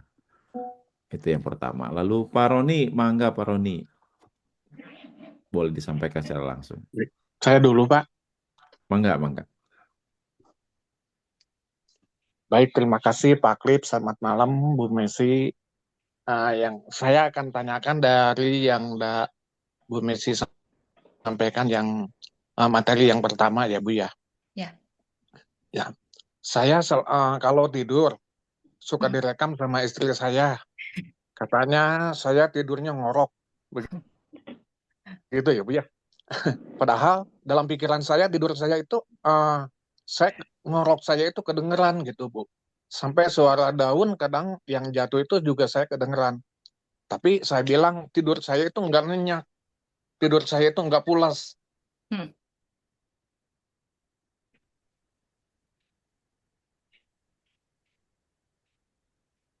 Ya, tampaknya putus. Pak Bu, Roni, makasih. Pak Roni bisa diulang karena putus tadi. Sampai di nggak pulas Pak. Ya, Pak. Tadi pertanyaannya belum selesai, Pak Roni. Baru Pak Roni bilang tidurnya tidak pules. Setelah itu putus rupanya. Boleh diulang mungkin? Oh iya, saya merasakan tidur saya itu tidak pulas. Tapi di dalam rekaman katanya ini ngorok, istri saya yang suka ngerekam. Nah, itu kenapa bisa begitu, Bu? Pertanyaannya itu aja. Apakah fisik saya keganggu atau kena di dalam fisik saya emosinya tinggi atau gimana gitu, Bu? Oke. Makasih. Baik.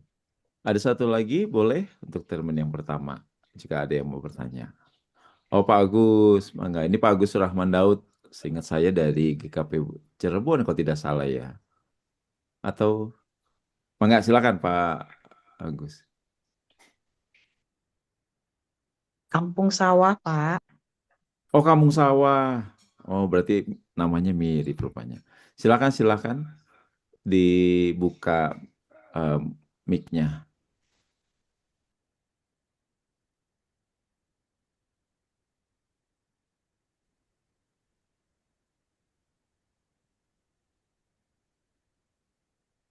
Ya, sudah terdengar, Bu Misio? Sudah, Pak. Baik, saya dari GKP Cawang. Ya, Pak. Ada 2 pertanyaan. Bentar, pengantar dulu ya. Bahwa di sini pentingnya gereja memperhatikan teologi dan psikologi. Ya, modern sekarang memang penuh dengan tantangan yang tidak terpisahkan dengan masalah-masalah mental. Jadi menurut saya Zoom semacam ini perlu diperbanyak begitu Bu Misil ya. Bahwa tantangan gereja ini dalam hal psikologi itu semakin nyata dan menjadi fakta. Jadi sangat dibutuhkan. Nah, itu pengantar saja ya. Pertanyaan saya yang pertama tentang tantangan dan hambatan. Nah, tantangan dan hambatan itu seperti dua sisi ya keping uang logam, di mana kita berani mengambil tantangan itu positif, tetapi kita juga akan dilanda oleh hambatan, adalah resiko kita berani menerima tantangan. Nah, untuk hal ini pertanyaan saya, bagaimana itu menghadapi tantangan dan hambatan yang berjalan bersamaan supaya kita menjadi kuat begitu menghadapi katakanlah tugas-tugas pelayanan di gereja begitu. Itu yang pertama, Bu. Yang kedua,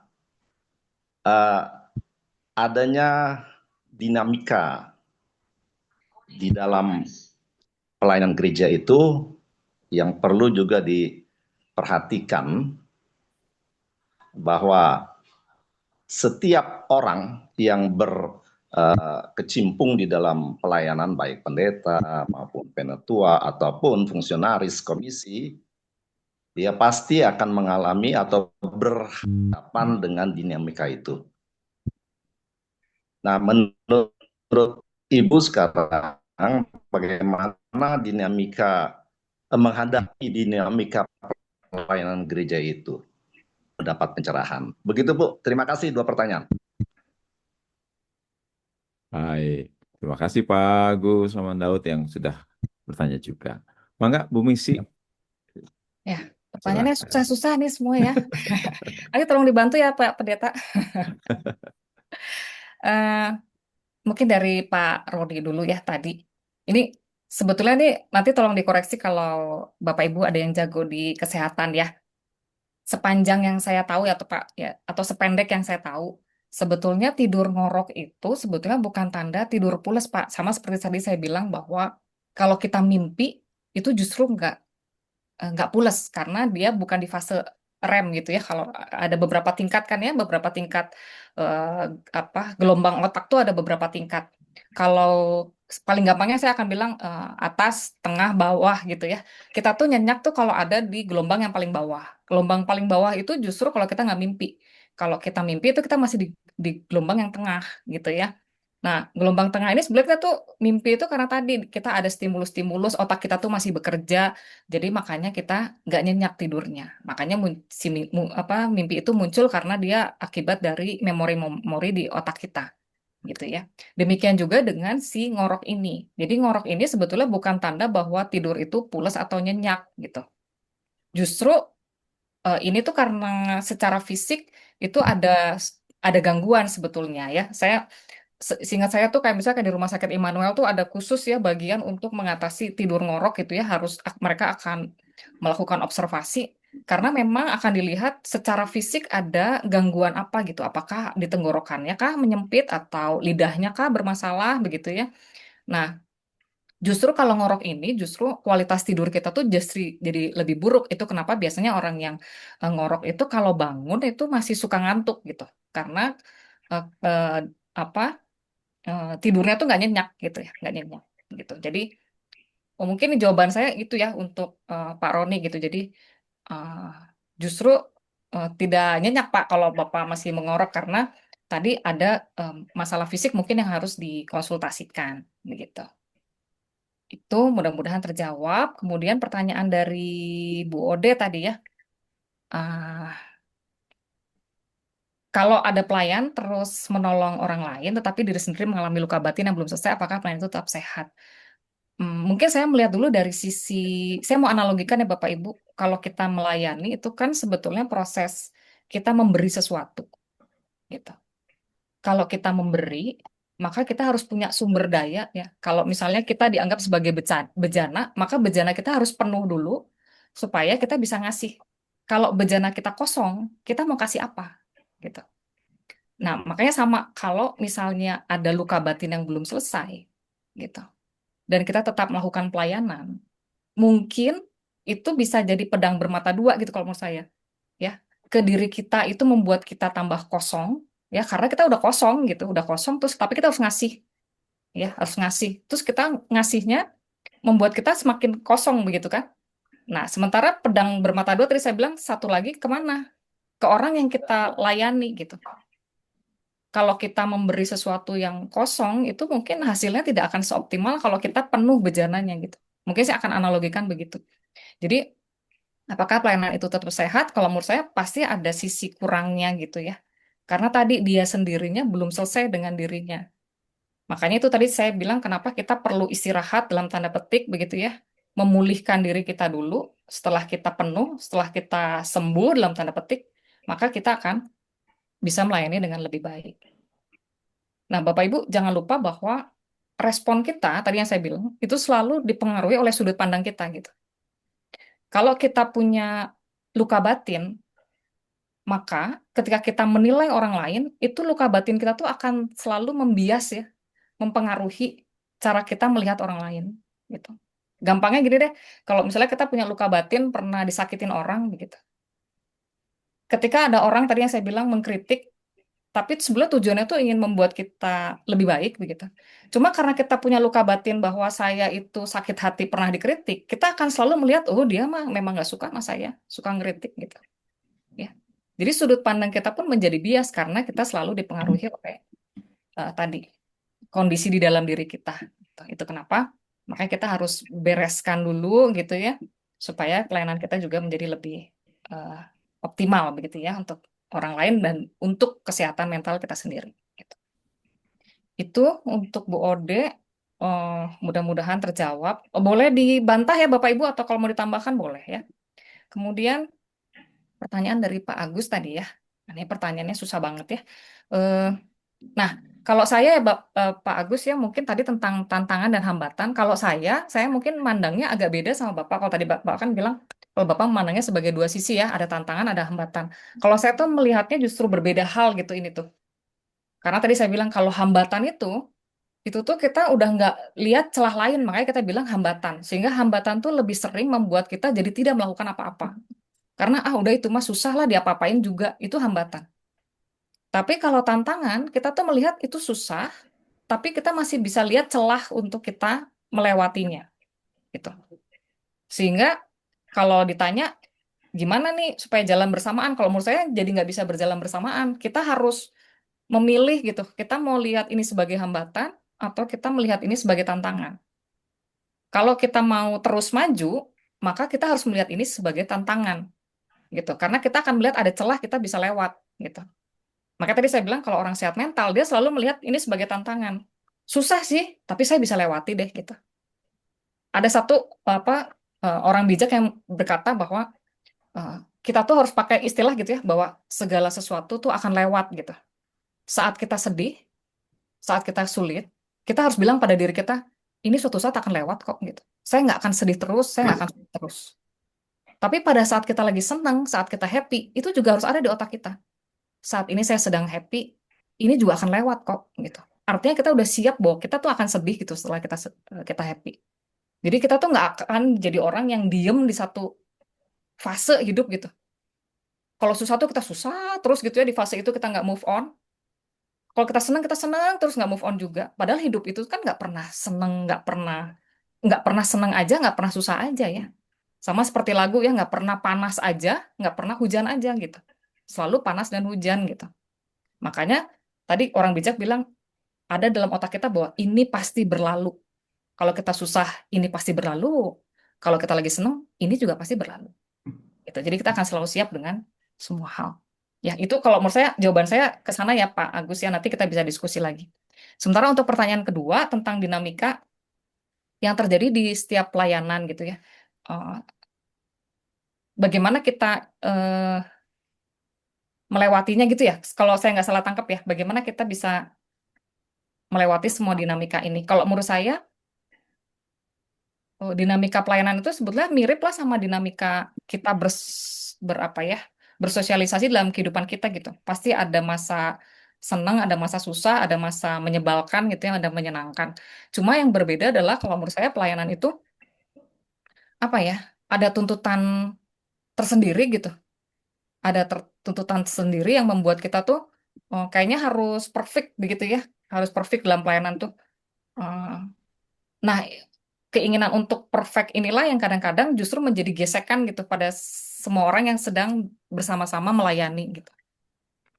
Karena tadi mungkin orang berpikir kok kamu gitu, ini kan kita lagi pelayanan, nggak boleh gitu dong gitu ya. Jadi eh, toleransinya tuh kalau menurut saya menjadi lebih rendah karena kita merasa ini suatu pekerjaan yang sangat ideal begitu. Padahal setiap orang tadi yang saya bilang ya punya kelebihan, punya kelemahan begitu. Jadi yang penting kalau menurut saya tuh bagi saya motivasi melayaninya gitu. Tapi kalau salah ya kita harus toleransi gitu. Karena orang tuh nggak mungkin benar terus gitu. Pasti ada salahnya. Nah kalau kita terlalu idealis, tadi yang saya bilang tidak realistis, maka kita pasti akan lebih cepat bergesekan, lebih cepat uh, lelah gitu ya, secara emosi, secara fisik, bahkan mungkin secara spiritual ya. Jadi lama-lama melayani mungkin jadi hanya kewajiban aja gitu. Udah nggak ada sukacita di dalamnya gitu, karena jadi dulu tuh dulu tuh seneng sukacita melayani sekarang jadi beban gitu. Karena tadi ya tuntutannya terlalu tinggi, tidak realistis. Mungkin itu jawaban saya. Mungkin kalau mau diskusikan lagi silakan Bapak Ibu. Enggak, ini dari yang para penanya tadi, apakah ada tanggapan, respon? Boleh. Ya, Pak Klim. Ya, mangga. Ya. Eh, untuk yang pertama tadi masalah eh, tantangan dan hambatan ya. Ya, Jadi bagus. saya coba menyimak gitu. Nah, sepertinya memang menjadi pilihan untuk dia katakanlah maju gitu ya. Tantangan itu berarti kan positif. Nah, hambatan itu berarti negatif. Nah, tentu dalam menuju tantangan itu kan ada resiko-resiko yang dia harus hadapi. Nah, kalau dia ingin maju terus, never give up, karena begitu ya, tidak mau nyerah, resikonya ada. Berani nggak dia menembus atau katakanlah menejang hambatan atau halangan-halangan yang bisa uh, membuat tantangan itu menjadi mundur. Ini maka menurut saya uh, antara tantangan dan hambatan itu seperti dua sisi uang logam tadi. Jadi memang tantangan bagi mereka yang berani melanjut, tapi bagi mereka yang tidak berani akan terkubur dengan hambatan itu sendiri. Gitu. Lalu yang kedua, Bu, tadi masalah dinamika, ya memang kenyataan banyak sekali terjadi.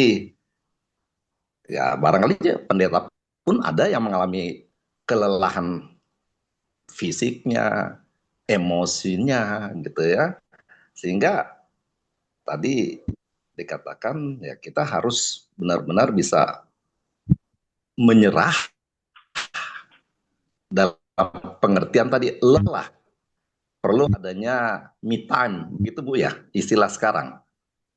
Ya, Me ya Pak, time. the time ya. Ya. Jadi, dan disinilah para pelayan ini harus benar-benar dia bisa mengevaluasi dirinya. Saya butuh me time atau tidak. Sehingga kalau terjadi konflik dalam dinamika tersebut, ya berarti harus siap-siap. Kita jangan seperti tadi dikatakan menjadi orang yang idealis, tapi malah menimbulkan konflik yang tidak berkesudahan atau berkepanjangan. Gitu. Nah, tentunya di sini perlu sekali peran-peran seperti konseling pastoral itu di dalam organisasi gereja sendiri. Menurut Ibu bagaimana kira-kira dengan konseling pastoral yang memang menurut saya pribadi sudah sangat dibutuhkan oleh gereja. Iya. Terima kasih Ibu. Baik Pak, terima kasih buat tanggapannya. Saya setuju Pak tentang konseling pastoral begitu, karena memang dibutuhkan ya kalau menurut saya. Walaupun kalau menurut saya nanti di lapangan juga banyak banyak tantangannya begitu ya, banyak tantangannya karena kadang-kadang sudah pendetanya sudah bersiap gitu ya untuk konseling pastoral, tapi jemaatnya nggak pernah datang karena jemaatnya mungkin merasa belum percaya begitu ya atau srek begitu ya. Itu tantangan yang sering terjadi di lapangan gitu. Tapi pada prinsipnya sebetulnya program ini bagus gitu karena membantu jemaat yang membutuhkan begitu. Dan yang paling penting adalah konseling pastoral. Gini, kalau jemaat butuh konseling pastoral, terus kalau pendeta butuhnya apa? Kan nggak mungkin pendeta konseling ke jemaat gitu, nggak mungkin ya. Jadi kalau menurut saya, sama seperti saya, profesi saya psikolog, seorang psikolog itu membutuhkan psikolog lain, begitu ya. Jadi Pak Pendeta juga butuh konseling pastoral sama pendeta lain, begitu. Jadi maka tadi saya bilang cari sumber daya dan manfaatkan gitu. Jadi orang tuh akan beda gitu sumber dayanya. Kalau kita mungkin jemaat sumber daya kita salah satunya adalah penatua, pendeta. Kalau Pak Pendeta mungkin tadi sumber dayanya ya pendeta yang lain begitu. Karena saling menguatkannya mungkin di situ gitu. Jadi saya sepakat sih Pak dengan Pak Agus memang kayaknya konseling pastoral butuh ya dan ini tuh keterampilan yang menurut saya perlu dipelajari karena nggak semua orang juga bisa, belum tentu seorang pendeta juga mampu karena memang ada skill yang dibutuhkan untuk bisa konseling pastoral. Gitu. Itu Pak, makasih. Yang kedua tadi Bu, Yang mana Pak? masalah apa tadi dinamika itu tentunya memang harus menjadi perhatian bagi organisatoris ya. Ya. Pendetanya, penatua terus pada fungsionaris itu. Jangan sampai nanti konflik-konflik itu berkepanjangan. Begitu Bu ya? Iya, betul Pak. Baik, terima kasih Bu. Ya. Baik, termin pertama sebenarnya sudah cukup. Kita buka termin kedua. Untuk 3 penanya lagi, silahkan. Ini kayak sepertinya termin terakhir saja ya. Karena sudah jam 8:07. Mari Bapak Ibu, jika masih ada lagi pertanyaan, karena tentu sangat menarik sebenarnya. Bukannya soal pelayanan ya, bukannya sebagai pelayan di gereja, tapi juga dalam kehidupan keseharian kita di tengah dunia kerja, di tengah keluarga sendiri masing-masing juga. Nah tadi burning out itu bukan hanya dalam pelayanan ya, kelelahan psikologinya bukan hanya dalam pelayanan, tapi juga tadi di tengah keluarga bahkan. Ya, tadi Bu Messi juga sudah kasih contoh ya, di rumah aja antara suami dan istri juga bisa terjadi. Oh ya tadi Ya, gimana kalau pendetanya? Ya benar, pendeta juga butuh dan memang syukur di GKP ada yang namanya pastor-pastor room gitu.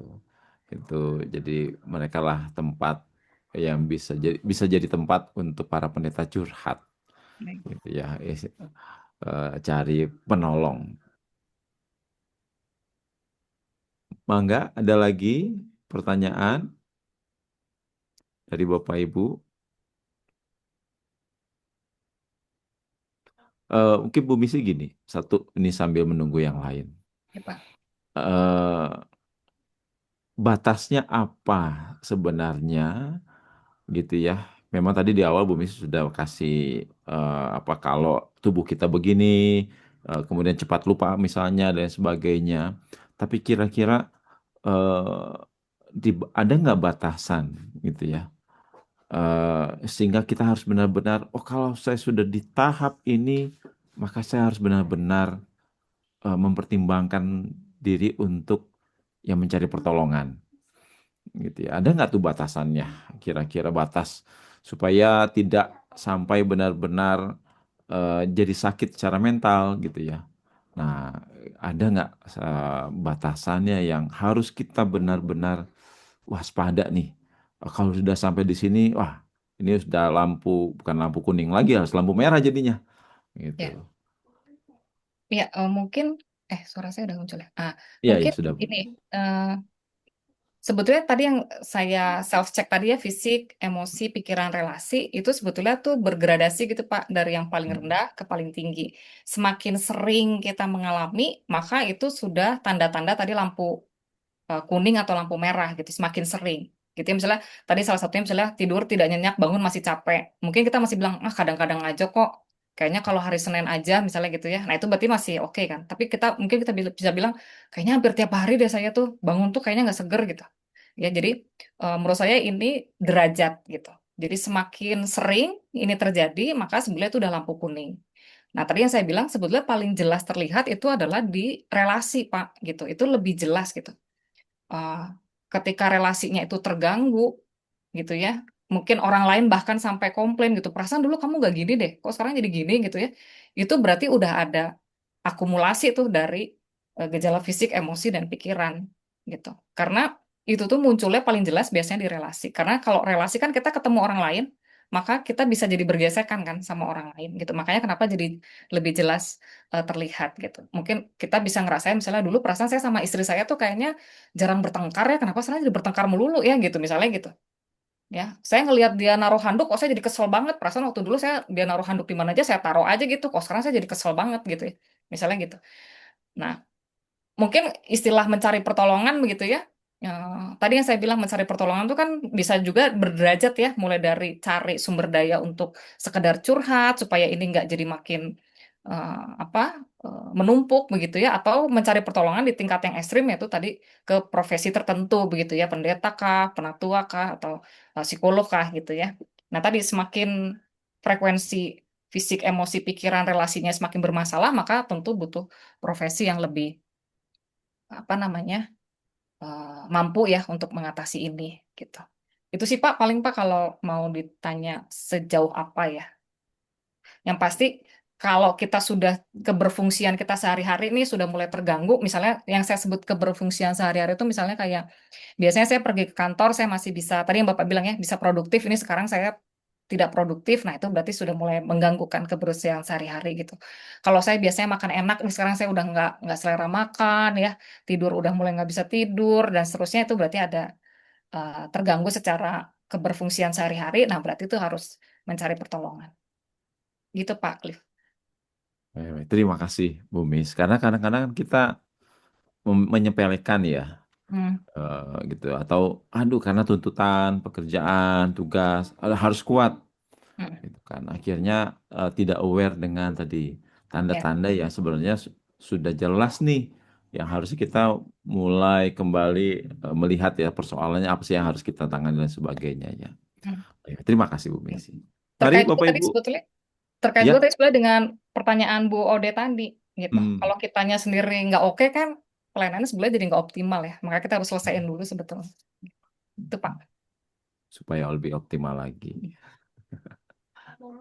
Ya, mari Bapak Ibu, dan mungkin juga jangan salah ya, bukannya orang dewasa tapi juga anak-anak bisa juga ya Ya, mengalami hal itu, gitu kan. Karena tuntutan dari orang tua atau juga tuntutan sekolah, gitu kan, dengan berbagai macam tugas dan sebagainya, gitu ya, sehingga akhirnya anak juga bisa mengalami kelelahan secara psikologinya ya. ya, Pak. Mari, Bapak Ibu, ada lagi pertanyaan? Coba saya Di sedikit, Pak. Mangga, Pak Agus Siatmo. Iya. Eh, Tentang kesehatan mental. Setiap orang itu mempunyai kemampuan masing-masing dalam meningkatkan kapasitasnya sebagai seorang yang eh, supaya mentalnya itu sehat itu bagaimana? Seperti tadi Ibu katakan ada tiga ciri tadi, sikap positif, relasi positif, dan punya tujuan hidup. Itu orang yang mentalnya sehat. Pertanyaan saya, setiap orang itu kan berbeda-beda kemampuannya. Ada orang yang punya kemampuan yang sangat minim, bahkan relasi pun terbatas dan lain sebagainya, sehingga dalam hidupnya itu seringkali memutuskan, ah ya udah, terima nasib. Gitu. Nah, untuk orang-orang seperti ini, ya seperti saya misalnya begitu. Bagaimana caranya supaya kita ini bisa meningkatkan kapasitas kesehatan mental kita dengan kemampuan yang ada di dalam kehidupan kita yang sangat terbatas itu. Itu aja, Bu. Terima kasih. Langsung dijawab, Pak Cliff. Sebentar, mungkin sambil Oh ya, yang lain lagi ada, biar mungkin bisa sekalian dijawab.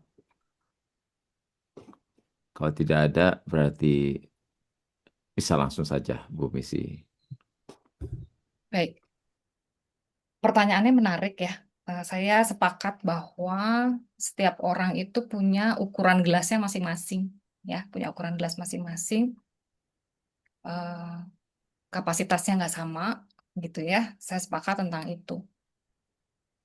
Tapi seperti yang saya bilang juga tadi ya, kita punya ukuran gelasnya masing-masing. Ya, mungkin yang perlu dicek adalah apakah gelas itu udah penuh atau belum penuh. Jadi bukan masalah besar atau volume gelasnya, tapi sudah optimal belum kita memakai kapasitas kita.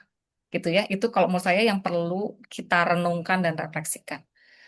Jangan-jangan yang kita percayai sekarang itu belum optimal gitu ya. Misalnya saya bilang, saya mah emang orangnya introvert, nggak bisa berelasi sosial gitu. Jangan-jangan itu keyakinan kita aja gitu.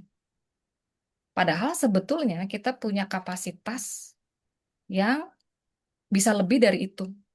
Ya, walaupun mungkin sebagai orang introvert dia nggak akan tiba-tiba jadi ekstrovert gitu ya, yang sangat wah gimana, mungkin enggak. Tapi sebetulnya dia sebetulnya nggak segitunya gitu.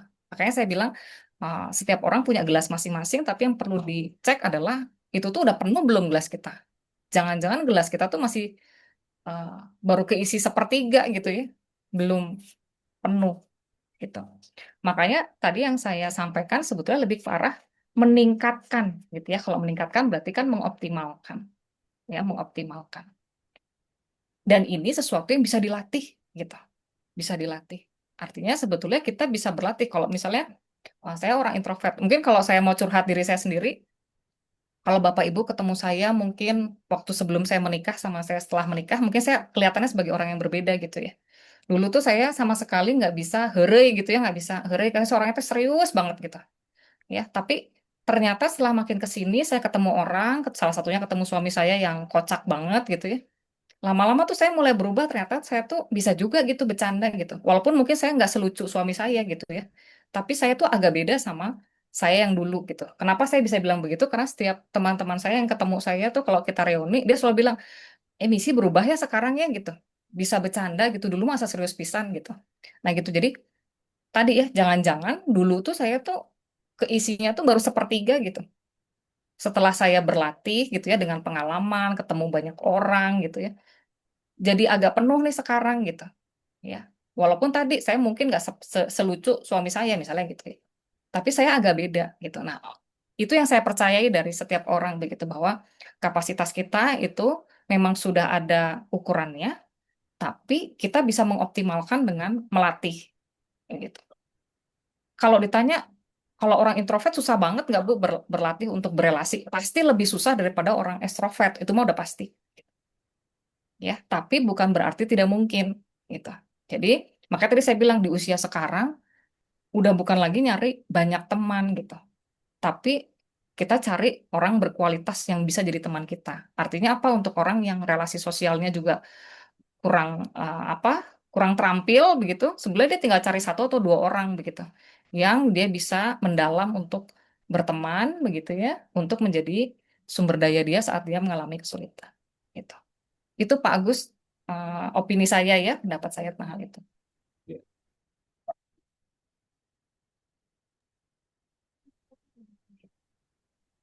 Ya, terakhir jika ada dari Bapak Ibu yang ingin bertanya atau merespon, menanggapi.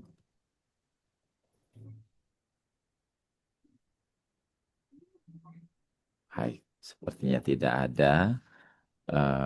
Malam hari ini saya juga belajar banyak dari Bu Misi, gitu ya. Tadi bagaimana supaya kita tidak mengalami kelelahan mental, supaya mental kita ini tetap sehat, gitu ya. Tadi yang saya beberapa hal yang sangat saya ingat sekali, bagaimana mengenali perasaan kita ya, kondisi diri kita, lalu bagaimana kita mengontrol apa yang kita rasakan itu dan bagaimana kita meresponnya supaya eh, persoalan-persoalan itu tidak membuat kita jadi lelah, tapi masih bisa kita selesaikan, masih bisa kita jalani kehidupan kita ini. Gitu. Dan terakhir tadi ya, jangan lupa bahwa kita punya teman yang bisa eh, menemani perjalanan kita untuk menyelesaikan persoalan itu, membantu kita dalam melihat gitu ya jalan-jalan yang memang harusnya kita tempuh dalam menghadapi persoalan tersebut. Terima kasih banyak Bu Miss. Ini saya mengingat eh, sebuah lagu ini sebelum ditutup ya. Nanti satu lagi eh, saya share sedikit ya Bapak Ibu. Lagunya bagus sekali dari eh, grup band The Massive. Saya percaya Bapak Ibu sudah tahu juga. Ini lagunya seperti ini. Jangan menyerah. Apakah terdengar suaranya? Tidak, Pak. Enggak ya. Wah, sayang. Ini agak error komputer saya. Dari tadi saya coba share musik, lagu nggak keluar juga. Tapi boleh nanti Bapak Ibu cari sendiri lah ya. Cari sendiri lagunya The Massive, judulnya Jangan Menyerah. Bahwa memang seperti tadi yang diungkapkan oleh Bu Misi, kita punya banyak persoalan, tapi harus kita hadapi, selesaikan satu persatu. Gitu. Jangan pernah menyerah. Karena dengan menyerah justru malah persoalannya nggak selesai ya, tapi malah jadi numpuk seringkali. Dan akhirnya kita jadi semakin berat untuk perjalanan kehidupan kita. Terima kasih banyak Bu Misi yang sudah meluangkan waktu di tengah-tengah kesibukannya yang luar biasa. Sudah boleh berbagi banyak hal kepada kita pada malam hari ini. Ini kan juga buat Bapak Ibu yang hadir juga pada saat ini ya. Oh, ini ada satu ungkapan dari Ibu Lia Akin dari GKP Cawang. Memang benar lelah boleh tapi tidak menyerah. Pernah dialami ketika sibuk di gereja dengan banyak yang komplain. Udah gitu lelah di rumah dengan kesibukan sebagai orang tua dari anak ABK. Oh ya, Tentu tidak mudah ya, Bu Liakin, tapi bisa dihadapi ya, luar biasa. Dan tentu satu hal juga, dengan kita mengingat pada Tuhan, dengan kita beribadah, itu kan juga salah satu ya cara kita memulihkan kekuatan kita, memulihkan mental kita juga tentu saja. Satu hal Bapak Ibu, ini diingatkan tadi oleh penatua supaya program kita semakin tetap terus bisa berjalan ke depan untuk pembinaan-pembinaan ini. Mohon Bapak Ibu berkenan juga mendukung dalam persembahan-persembahan yang bisa diberikan, khususnya buat jemaat Dayakolot. Ini karena lagunya tidak bisa di-setel juga berarti ya sudahlah. Silakan Bapak Ibu jemaat untuk mendukung program pembinaan kita seperti biasa ya yang kita lakukan, Bu Misi, Bapak Ibu, di Dayakolot itu setiap Rabu kelima gitu ya. Kami selalu melakukan pembinaan-pembinaan dengan berbagai macam tema-tema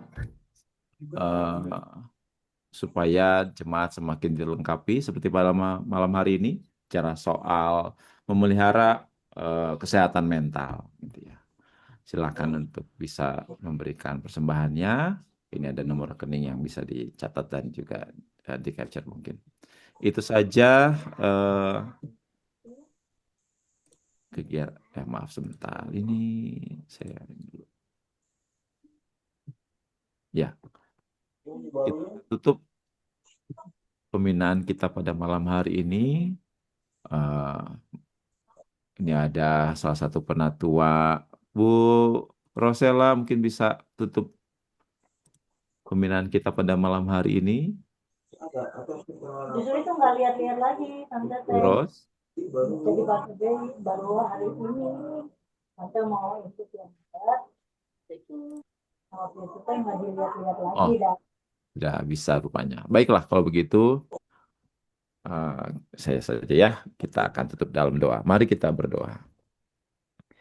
Di malam ini kami kembali menghadap hadirat-Mu yang kudus, ya Tuhan, seraya mengucap syukur karena melalui Bu Misiliana kami boleh belajar bagaimana mengelola persoalan-persoalan, tantangan, pergumulan kehidupan yang acap kali harus kami hadapi, baik sebagai suami dan istri, orang tua, sebagai pelayan, sebagai seorang karyawan, atau juga dengan berbagai macam tugas jabatan dan sebagainya yang harus kami emban, dan terkadang tidak mudah. Kami harus belajar bagaimana mengelolanya, bagaimana mengatasi itu dengan punya kesadaran akan diri, sehingga tahu mana yang harus kami respon, mana yang harus kami selesaikan satu persatu. Tolong kami ya Tuhan, agar benar-benar bisa punya kekuatan untuk itu, dan juga kiranya melalui orang-orang sekitar kami juga Engkau menolong kami, sehingga apapun yang harus kami hadapi, semuanya bisa kami atasi satu persatu dengan baik. Terima kasih juga ya Tuhan, Engkau menghadirkan Ibu Misi dengan segala pemikiran-pemikiran yang boleh disampaikan pada malam hari ini. Kiranya Engkau berkati dalam tugas sebagai dosen di Universitas Kristen Maranatha dan juga sebagai pelayan-Mu tengah-tengah gereja dan juga tengah masyarakat serta tentu saja di tengah keluarga. Beri kekuatan, berkati dan beri kesehatan. Kiranya dalam kehidupannya ia boleh menjadi berkat bagi banyak orang dengan lebih baik lagi. Terima kasih ya Bapak untuk malam ini. Kami akan berpisah satu sama lain. Persatukan kami juga kembali dalam pembinaan-pembinaan atau juga kebaktian-kebaktian yang boleh kami lakukan bersama-sama. Terima kasih atas waktu yang begitu baik ini. Kami serahkan semuanya itu ke dalam tangan kasih-Mu ya Tuhan. Inilah doa syukur kami dan kehidupan yang kami serahkan kepadamu. Amin. Terima kasih Bapak Ibu ya. Sebelum kita berpisah mungkin kita bisa foto dulu bersama-sama